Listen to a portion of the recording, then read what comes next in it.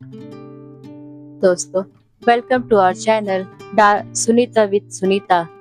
उम्मीद है आपको हमारा ये सिलसिला बेहद पसंद आ रहा होगा और इसी सिलसिले में के तहत हम लोग चलते हैं नीलोत्पल मुलाल द्वारा लिखे उपन्यास डार्क हॉर्स के चैप्टर नंबर 4 पे।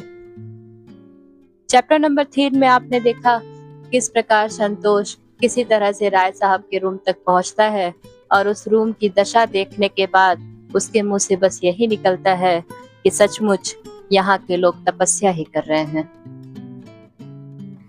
यह सोचते ही अचानक से राय साहब आए और उसने कहा, चलिए आपको मस्त अदरक वाला चाय पिलाते हैं।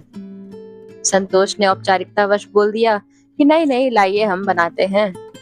अरे नहीं महाराज, आप जाइए, जल्दी से फ्रेश हो लीजिए, बाथरूम में देखते हैं कि हम पानी आ रहा है कि नहीं। कहते हुए राय साहब ने बाथरूम में नल चलाया। पानी आ रहा था। संतोष बाथरूम जाने के नाम से ही सिहर गया था।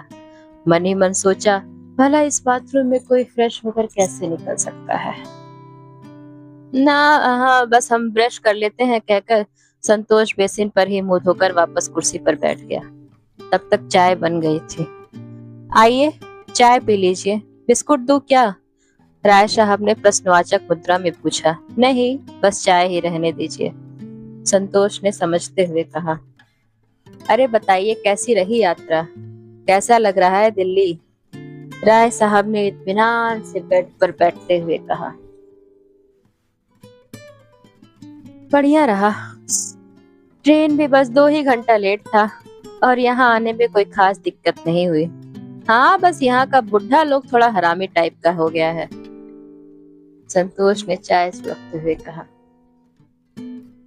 राय साहब ने उत्सुकतावश पूछा, क्या हुआ था ऐसा? संतोष ने चाय टेबल पर रखते हुए मेट्रो पर मिले बुजुर्ग वाली घटना बताई। राय साहब ने गंभीर मुस्कान चेहरे पे लिए बड़ी बारीकी से सारी बात सुनी और बोले, देखिए संतोष जी, पहली बात तो ये है कि हरामी होना उम्र निरपेक्ष है। आदमी किसी भी उम्र में बुरा हो सकता है। कोई छोटा बच्चा वयस्क से ज्यादा बुरा हो सकता है तो कोई बूढ़ा उस बच्चे से भी ज्यादा बुरा हो सकता है। यह तो एक परिस्थिति जन्य अवस्था है और इस बात पर निर्भर है कि कैसे किस परिवेश में शिक्षा दीक्षा मिली है, वो कैसे समाज में रह रहा है। इसलिए यह कह देना कि यहाँ के सारे बुढ़े खराब हैं, मैं नहीं मानूंगा। हमने गांव में भी कई खराब बुढ़े देखे हैं और दिल्ली में भी कई अच्छे विनम्र बुजुर्ग भी देखता हूँ। खुद हमारे नीचे वाले अंकल बड़े बेहद अच्छे इंसान हैं। आप बस एक ही आदमी के आधार पर पूरे वर्ग या समुदाय के प्रति कोई धारणा नहीं बना सकते। यही गलती दुनिया के कई इतिहासकारों और समाजशास्त्रियों ने की है। वही गलती आप भी दोहरा रहे हैं, जो किसी सिविल सेवा की तैयारी करने वाले छात्र से तो कतई नहीं होनी चाहिए। यह कहकर राय साहब ने चाय सुड़क ली। संतोष तो बस आंख गोल किए एकटक राय साहब को देखे और निर्बाध सुने जा रहा था। उसने सोचा भी नहीं था कि उसकी छोटी सी बात इतिहास की गलती दोहराने वाली साबित हो सकती थी। वह उस गंध मारते कमरे में राय साहब के चंदन से गमकते दार्शनिक विचारों से महक उठा था। उसने मन ही मन राय साहब की बौद्धिकता का लोहा मानते हुए सोचा, वाह रे लड़का, ये होता है समझ, ये क्वालिटी है जो मेंस लिखे है। मजाक थोड़े है ऐसी छोटी सी बात के पीछे बड़ा अर्थ पकड़ना। वह मन ही मन इस बात के लिए भी राय साहब का आभार प्रकट कर रहा था कि उन्होंने संतोष को अभी अभी सिविल सेवा की प्रतियोगी की जिम्मेदारी और ओहदे का भान कराया था, जो संतोष ने रात भर की यात्रा में हासिल किया था। कल तक संतोष केवल एक छात्र था, पर वह आज सिविल सेवा प्रतियोगी हो गया था। इसकी अलग जिम्मेदारी होती है, समाज और युग के प्रति इसके विशेष दायित्व होते हैं। संतोष की चाय रखी रखी ठंडी हो चुकी थी, पर मिजाज में एकदम गर्माहट आ गई। आप ठीक कह रहे हैं राय साहब, असल में हम अभी उस तरह से नहीं सोच पा रहे हैं जिस तरह से आप लोग सोच लेते हैं। हाँ हाँ, हो जाएगा धीरे धीरे, चिंता न करिए। अभी तो आए हैं आप, अभी हम लोग भी नया नया में कहाँ ऐसा सोच पाते थे, पर रहे, 100 तरह का किताब पढ़े, कई चीज को देखे छुए समझे, तब जाके सोच विकसित हुआ है, राय साहब ने गुरुत्व भाव में कहा। इसी बीच संतोष की जेब में रखा मोबाइल बजा। पटना से पाजेब बलमजी, आरा से होठलाली, मंगाई द छपरा से चुनरिया छीट वाली। हाँ, हेलो, प्रणाम पापा। हाँ, खुश रहो। अरे पहुंच गए, फोन भी नहीं किए, टेंशन हो रहा था। उधर से विनायक बाबू बोले। हाँ पापा, मोबाइल डिस्चार्ज हो गया था, पहुंच गए हैं। फिर संतोष ने राय साहब को एक बार और गौर से देखा और मुस्कुराया, और एक बार फिर अपने पापा से बोला, एकदम सही जगह पहुंच गए हैं पापा। संतोष तो अभी राय साहब की बौद्धिकता किताब से पककर परिपक्व होने की रासायनिक प्रक्रिया में था। राय साहब ने इसी प्रक्रिया को आगे बढ़ाते हुए संतोष को टोका। ये आपने रिंगटोन किसका लगाया है संतोष भाई? अरे आप तो जानते ही होंगे, भरत शर्मा व्यास का माटी से जुड़ा बड़ा ही हिट लोकगीत है ये, संतोष ने गर्व से कहा। पर अगले ही पल सारा गर्व कपूर की तरह उड़ गया। आप कैसा गीत सुनते हैं, कैसे गानों का रिंगटोन रखते हैं, मोबाइल का वॉलपेपर कैसा है, इन चीजों से लोग आपके व्यक्तित्व का मूल्यांकन करते हैं। सो इन चीजों का चयन में भी आपको सावधानी बरतनी चाहिए। ये जो गाना आपने लगाया है, रिंगटोन में ये बजेगा तो कोई क्या सोचेगा? एकदम से लम्फट छिछड़ा वाला फीलिंग आ रहा है, बताइए। छोड़िए ये भोजपुरी भोजपुरी कम हुमाया, स्टैंडर्ड बढ़ाइए। आप जरा हमारे पे एक मिस कॉल मारिए तो। संतोष ने तुरंत मिस कॉल मारा और गाना बजा। हर घड़ी बदल रही है रूप जिंदगी, छांव है कहीं कहीं है धूप जिंदगी।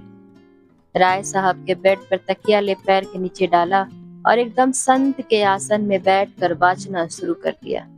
देखिए, मेरा ये रिंगटोन माना फिल्मी है, शाहरुख पर फिल्माया गया है, लेकिन गीत में एक मैसेज छुपा है। यह गीत कल हो ना हो जीवन की नश्वरता को दर्शाने वाला गीत है। यह बुद्ध के क्षणभंगुरता पर आधारित गीत है। यह सिद्धनाथ परंपराओं का गीत है। यह भारत के षट दर्शन के कोख से निकला हुआ एक संश्लिष्ट गीत है। यह भौतिकवादी चिंतकों से चिंतन से उपजा हुआ गीत है, जो हमें आज के लिए जीने को प्रेरित करता है। देसी भाषा में अगर समझे तो ये कल करे सो आजकल वाली कहावत पर आधारित गीत है, और गीत में हर घड़ी बदलते हुए जीवन के परिवर्तनशीलता के स्वरूप पर प्रकाश डाला गया है। ऐसा गीत जहाँ बज जाता है, लोगों को एक शिक्षा देता है। आप भी एक सिविल एस्पिरेंट हो चुके हैं, ऐसा ही कोई गीत बना लीजिए रिंगटोन। संतोष ने एकदम समर्पित भाव से कह दिया कि आप ही कौनो सेट कर दीजिए।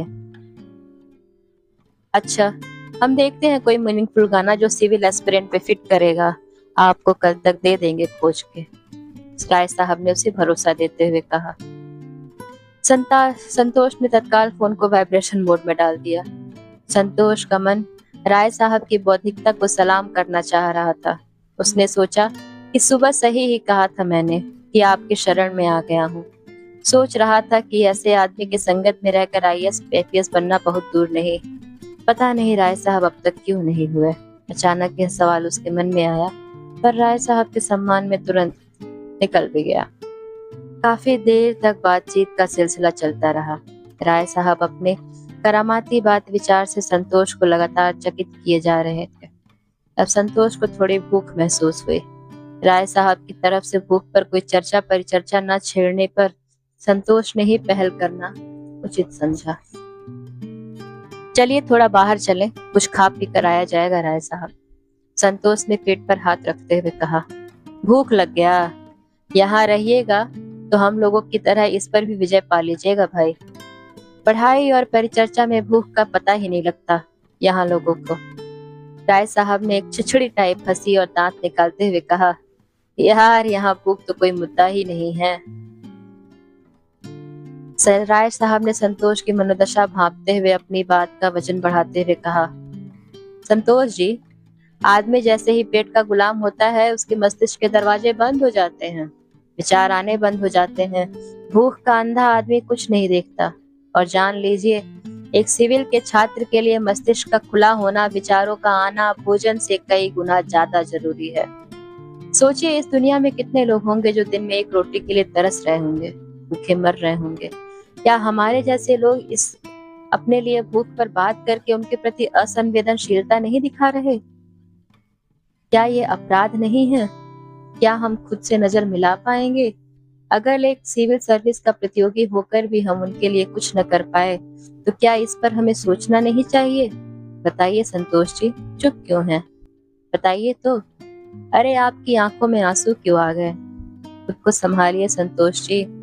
हमारे आपके जैसे लोगों को ही तो आईएएस बन के ये दुनिया बदलनी है। हम खाने कमाने के लिए आईएएस बनने थोड़ी ना आए हैं।